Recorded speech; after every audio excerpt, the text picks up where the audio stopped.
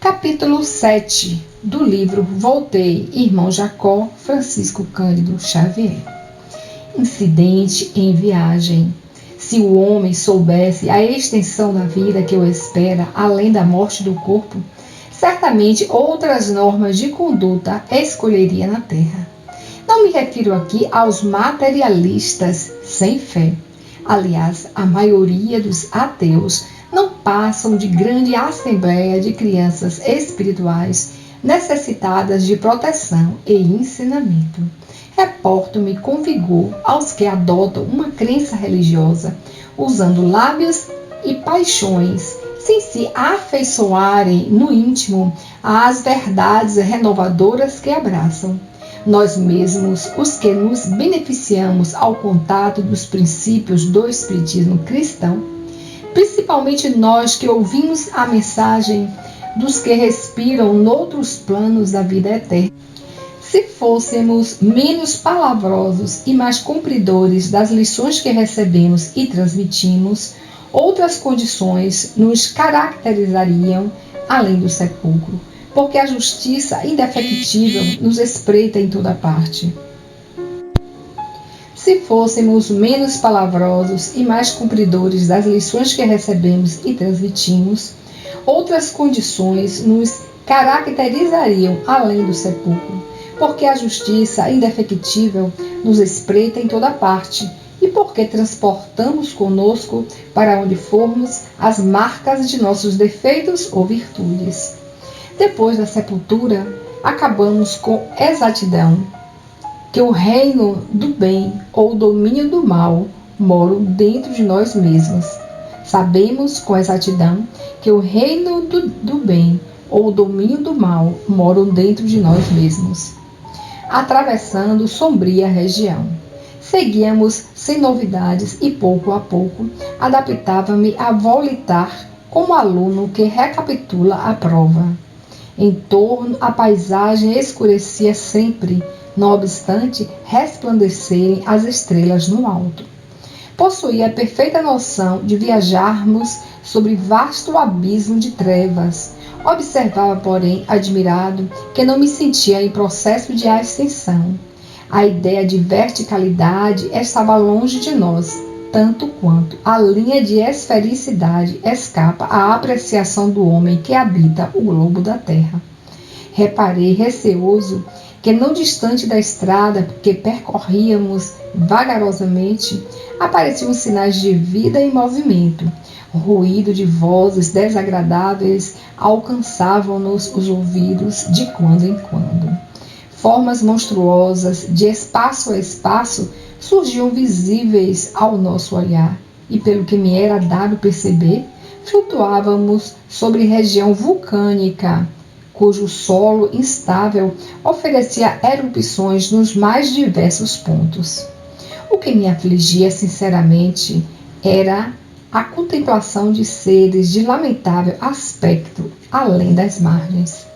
Não estou autorizada a descrever o que vi nesse particular, mas posso afirmar que as figuras sinistras da mitologia ficam a dever à realidade com que eu era surpreendido.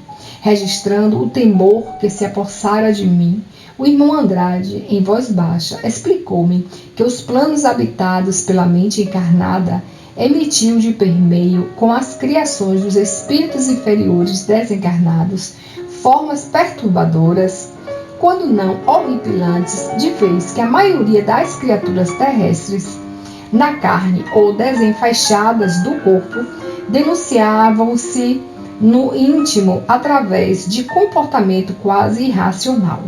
Salientou que a esfera próxima do homem comum, em razão disso, é povoada por verdadeira aluvião de seres estranhos, caprichosos e muitas vezes ferozes.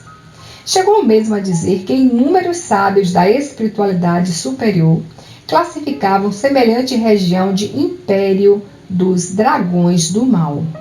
Rememorei a leitura de páginas mediúnicas vindas ao meu conhecimento antes da morte, e o companheiro dedicado confirmou-as, declarando que a zona em que viajávamos constituía realmente um umbral vastíssimo entre a residência dos irmãos encarnados e os círculos vizinhos. Acentuou que o pensamento espalha vibrações em todas as latitudes do universo e que as projeções da mente encarnada no planeta terreno não correspondem aos ideais superiores que inspiram as leis da humanidade. Os homens, por fora, acrescentou o protetor, nas experiências da vida social, aparentam cavalheirismo e nobreza. Todavia, por dentro, na expressão real do ser, revelam ainda qualidades menos dignas, muito próximas da impulsividade dos animais. Na manifestação livre do espírito, prevalece a verdade da alma, não a aparência da forma passageira, e daí o largo cosmorama de paisagens escuras, torturadas e dolorosas, que rodeia o lar terreno, em cuja substância, igualmente sutil, operam as entidades perversas, a modo de lobo que pode beber da mesma fonte em que a ovelha se dessedenta. Percebi que o benfeitor desejava destacar que, em tais lugares, tanto pode o emissário do amor exercitar-se na renúncia do bem, como pode o malfeitor das sombras internar-se no crime e no mal.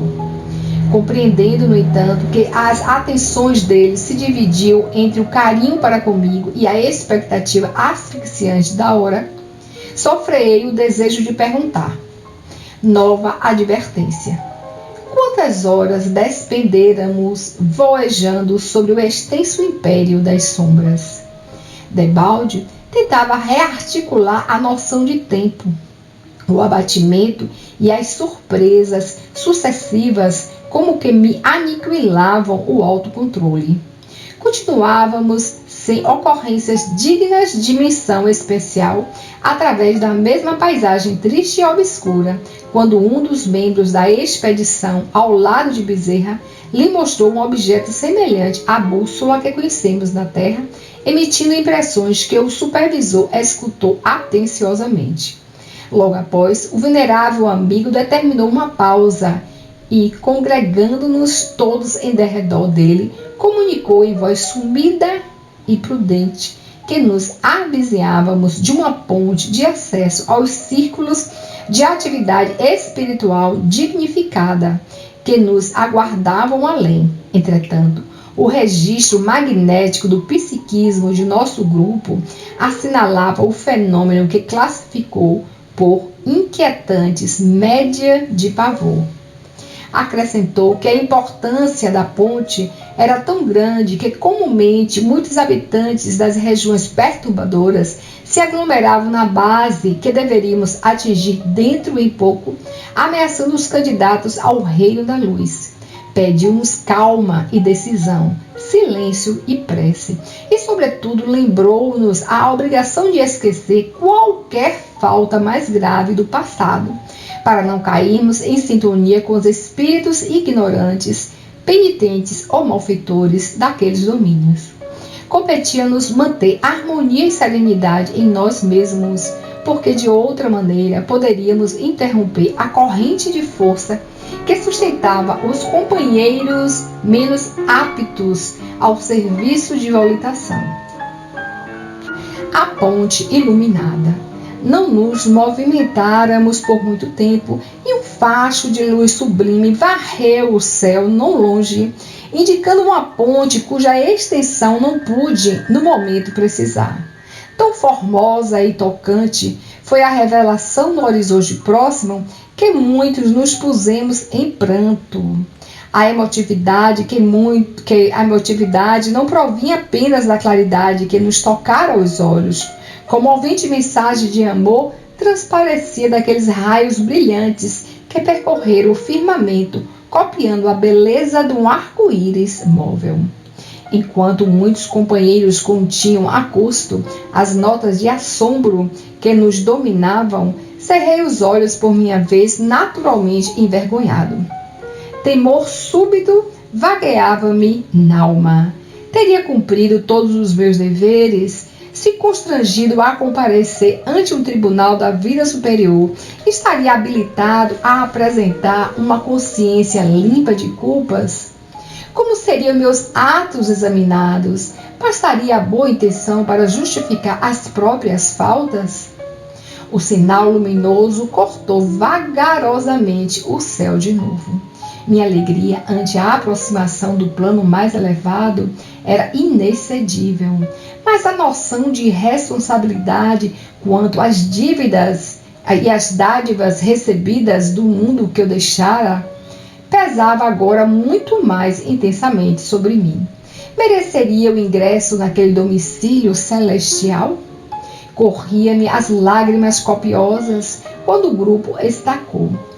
No mesmo instante, ouvi um dos irmãos recém-desencarnados gritar em choro convulso: Não posso! Eu matei na terra! Não mereço a luz divina, sou um assassino!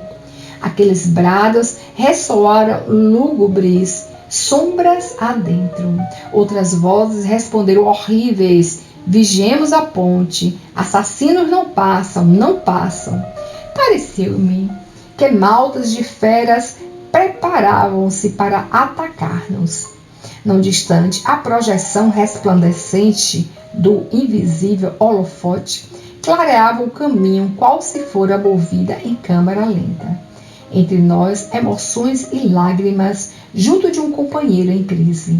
Em torno, ameaças e lamentos estranhos. Além, a luz convidativa. Bezerra, sereno, mas fundamente preocupado, rompeu a expectação, cientificando-nos de que deveríamos olvidar os erros do pretérito e que um dos amigos, em vista de corresponder em demasia à lembrança do mal, impusera descontinuidade à nossa viagem. Acentuou que as reminiscências de crimes transcorridos não deveriam perturbar-nos e que bastaria sintonizar-nos excessivamente com o pretérito para causarmos sérios prejuízos a outrem e a nós mesmos em circunstâncias delicadas quanto aquela. Disse que o irmão em crise realmente fora homicida em outra época, mas trabalhara em favor da regeneração própria e o bem da humanidade, com tamanho valor nos últimos 30 anos da existência, que merecera a carinhosa proteção dos orientadores do mais alto, e que não devia levar a penitência tão longe, pelo menos naquele momento, a ponto de ameaçar o êxito da expedição. Necessitávamos reatar o fio de ligação mental comum, a fim de que a nossa capacidade volitante fosse mantida em alto padrão. De outro modo, a concentração em massa de entidades inferiores ao pé da ponte, que se alonga sobre o abismo, talvez nos dificultasse a passagem. Finalizando a ligeira observação, Bezerra acenou para mim e recomendou-me orar em voz alta, para que a nossa corrente de energia espiritual se recompusesse. Em oração, espantado com a designação superior, senti medo e vacilei. Ia pronunciar uma frase a esmo, esquivando-me a incumbência, mas Marta dirigiu-me expressivo olhar. Em silêncio, pedia-me obedecer à ordem recebida e prometia ajudar-me no cometimento. Amparado por ela e pelo irmão Andrade, dispus-me a executar a determinação. Que prece pronunciaria? Mantinha-se-me o cérebro incapaz de criar uma peça verbal compatível com as aflições da hora. Escutando os rugidos que precediam das trevas, fixei a filhinha e lembrei que Marta repetira aos meus ouvidos o Salmo 23, nos inquietantes minutos da minha liberação da carne. Copiar-lhe-ia o gesto, e erguendo meu espírito para o alto, sentindo de instante a instante que a emoção e o pranto me cortavam as palavras, repeti os versículos sagrados. Ao redor conspiravam em nosso prejuízo o barulho e a ameaça. Todavia, quando pronunciei as frases de confiança, ainda que andemos pelo vale da sombra e da morte, não temeremos mal algum, porque Ele, o Senhor, está conosco. A sua vontade e a sua vigilância nos consolam. Nosso grupo, com Bezerra à frente, levitou sem dificuldade e ganhamos a ponte, atravessando-a a poucos pés de altura, acima do arcabouço em que é estruturada, conservando o espírito em prece, expectante, como se pesada força de imantação nos atraísse fortemente para o abismo. Que lápis do plano carnal conseguiria descrever a nossa sensação de contentamento e alívio? Momento surge na vida em que só o profundo silêncio da alma consegue traduzir a paz, o reconhecimento e a alegria.